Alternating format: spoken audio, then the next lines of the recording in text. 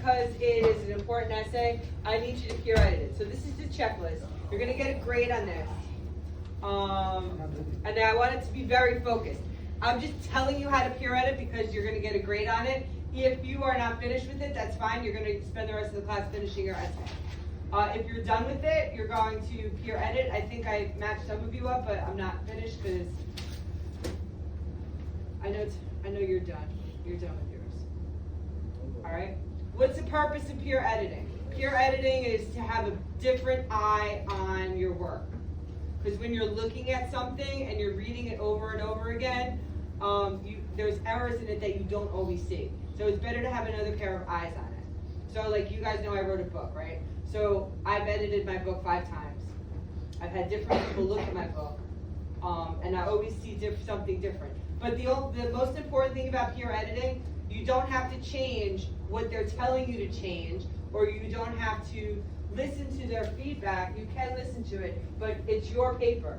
So if you don't like their suggestions, you don't have to change it because you're definitely the author of it. I've gotten some feedback on my book that I haven't used, I haven't changed. I've gotten some really good feedback that I have changed.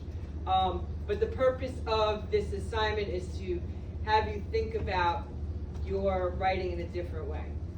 Any questions? All right. One of the most important things though about peer editing that I know is that if you give negative, not constructive criticism, it's going to lead to an adverse environment. What do I mean by that? Don't be negative and don't be disrespectful. So you're looking at it through the eyes of you're just trying to help them do better. Like you're not going to say, Zane, that sucks. Like don't say that. That's a terrible thing to say. Just like the story I told you when Dr. Ortiz gave me that negative feedback. Like that was like I didn't want to write. Actually, there's a book that I read called Why Students Can't Write, and it's because of the negative feedback that students get from teachers, and that's why a lot of students are apprehensive about writing in the first place. Thank you.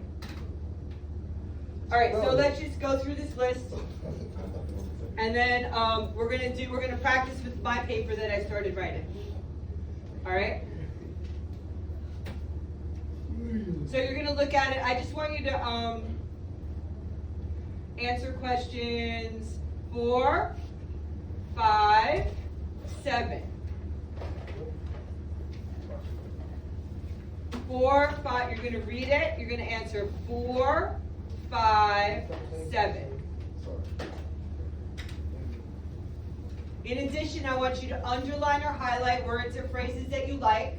And instead of like looking for fragments or